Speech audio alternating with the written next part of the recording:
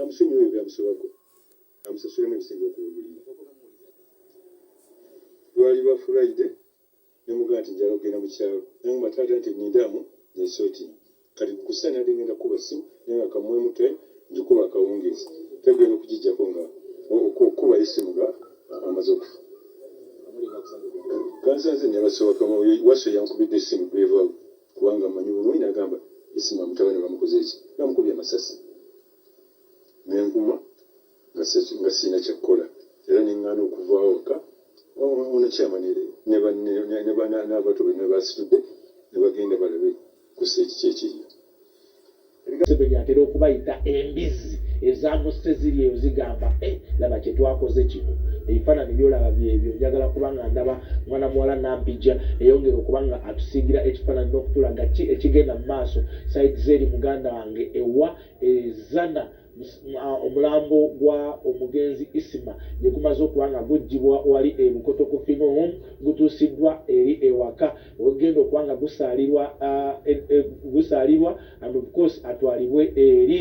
ewa atwalibwe enkoko njeru mu maka g'abakadde we gutuusibbwa abakungubazi bangi ndabyewo musajja wange Dr. Tiamale owa Volongoto mulabyewo Wisdom Kaye omulabye Jacob omulabye kitegeeza Isma abadde mwagala w'abantu kuba baŋŋambye jamu ali awo ku Entebbe Road lunaku lwa Sunday naye abantu bali mu kweyiwaawo okusobola okuba nga bagenda okuba eriiso evanyuma ku mugenzi Isma Olaxess abadde teerya ntama ku mitimbagano ogwo Isma ogwolaba emyaka egisukka 4 abadde nga akuuma obudde ku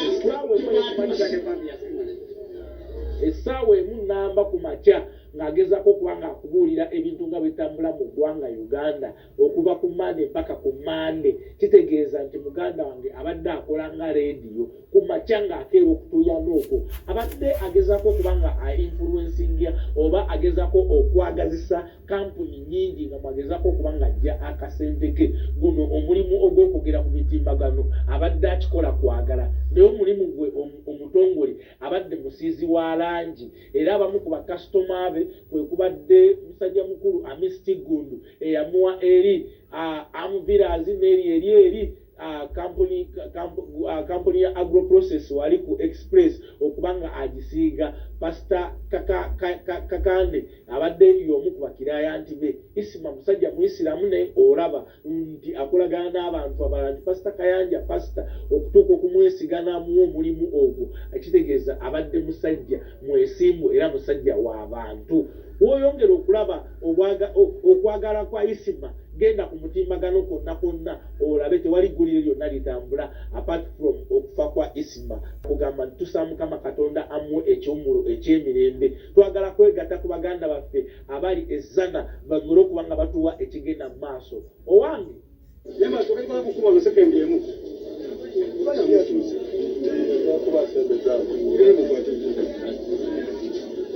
nsaba tugazie ku members of the press tukole ku kkubo nsaba tugazie ku ddiiro basebo ne banyalo nsaba tugazie ku ddiiro basebo ne banyalo ate omutuuze omulala ku kitundu kino shalita amanyiddwa nga tukulaka naye atwegaseeko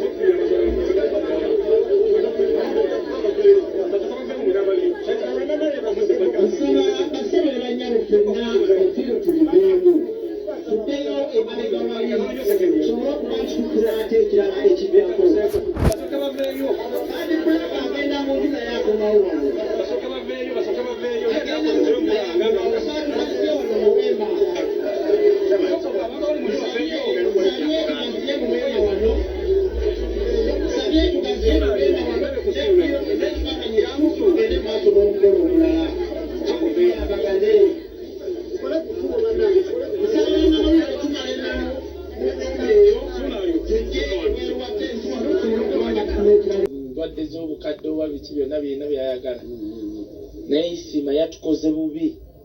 naye ngamba abantu nti nze nafuna omukisa nze najja okukola n'Isima mbadde deputy mu Uganda Bloggers Association naye nga sikyogera nnyo era twategeka nno akalulu ako nakimiriza abantu twategeka akalulu ako nemwesimbako ne bampa abagenda okulonda nga bali 92 kakati nenzija nga nina abantu 92 nkuyeza abantu bange akalu kagenda okuggwa ng'abalonzi babadde 2 oba 3 mu bameka engamba Isima abalonzi bavudde wane nekyanga ngenda okulaba nga yakulembera okulonda nga bamutadde wali chini ya ulizi somewhere ku lunaku olwo ne baleeta looya n'ebigaajuwo sebo Isima ne bamuteekako naye ng'abalonzi bali bisibe 2 mumeka nga ansirizeko kamu kagama manyi Isima n'omuntu we n'alema obanga yesibiddeko mpomwe kakati ne beyaleeta omwesimbako ate sibajja abantu oluzira ne bajja balonda naye ne beyaleeta yasingako katya of course ne wabaawo ntegeraga nemba deputy we kati awo Katonda n'ampa omwaganya okujja okutegera Isima abantu gwe batamanyi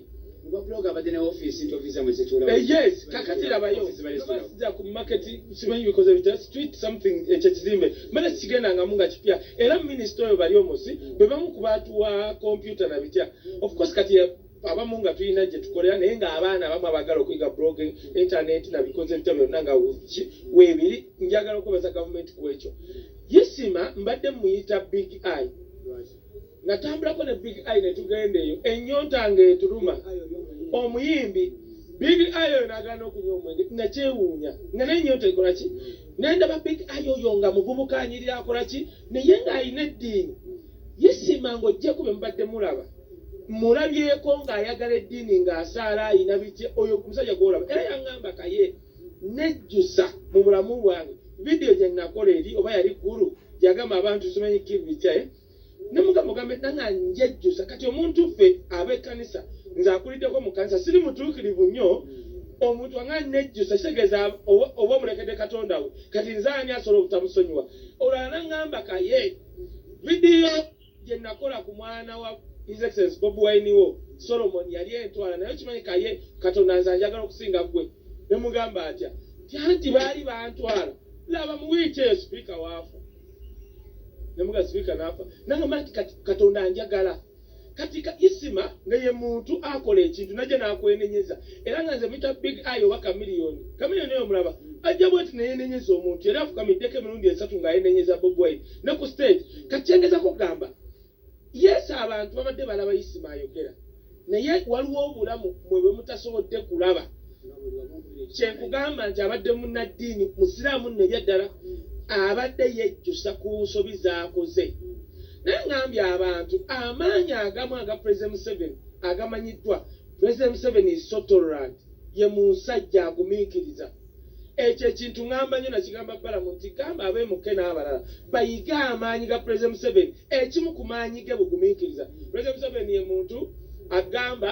nti banaye mumvume kasete muvuma mukyala wange ne tumuwa tuba tuli awo naye n'atuwa n'atuyita swine ne tugenda bwe tutyo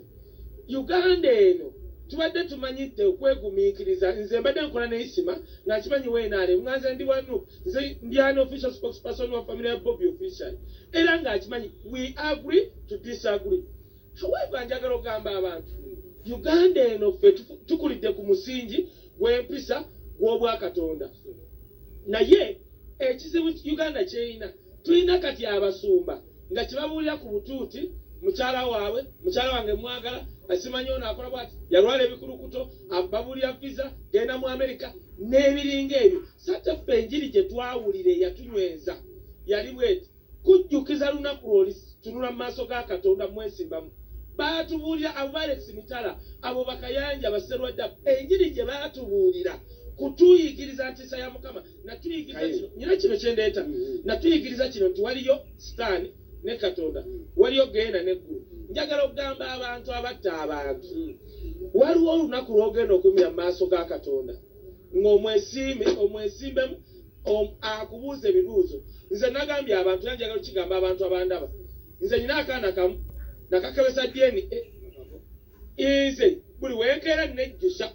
kubanga akibishopu Lwanga tannafaali mukwano gwange yatuyigiriza ekyo wejjuse bye bagenda okukola neki gamba abantu abatutta ku kino njagala tuddeyo ku bulamu bwa Isma ngenda kuddamu kamale akange nze ayagala okunkolako obulabe ngenda mumugamba nze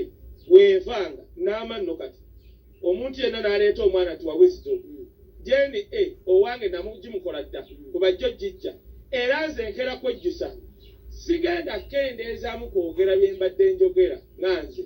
you understand kati buuza ekirala ekyembadde kubuuza ali kubukeretive obulamu bwa Isma Olaxess ngamba babadde naye ayingidde obwa blogger yali akola kino tinayingira kwa blogger Isima n'oyo abantu nno badde tebamanyi kino Isima abadde musinzira wa langi ebyadda nze nakatambula ensi 24 nagendako mu nsi emu nenembowe omanye abazungu ezo ensi webowa kati omusajja eyali abeera mu nnyumba nga musinzi wa langi nimugamba ntwalako nange ensiige nange osobola ntiya lwe nagenda ate banteeka waggulu nga simanyi nti nno amategula bagasiiga nakiigira bulaaya ng'amategula naye simanyi nti bagasiiga Isima ne pasita Kayanja yamuwaako omulimu siiga church Isima omusiraamu pasita Kayanja yamuwa omulimu n'asiiga ekizimbe ekiri emabega Isima abadde musizi wa langi nanze wendi mubazi wa bitabo sebo era waliwo yagamba nti nno siina mulimu ataddewo ssente n'amala n'azijjayo kubanga ngulina ne woofiisi weeziri ndi board member wa IPRS naye nga mbadde nkulembera komiti ya audit committee osobola okukola ku kitongole ekyo okulembera audit committee ng'oli munje kakati Isima obulamu bwe bwebwo abadde alina omulimu tu Isima abadde asasulwa companies okuba influencinga for example era nagambye abantu entertainment industry esaliddwa nnyo Fred Sebatta yayogera ekintu nga radio afudde era ababukedde bano baali bamuinterviewinga n'agamba bannange radio tugenda mu muziika naye gwabadde ayimba naye simanyi wagenda sigala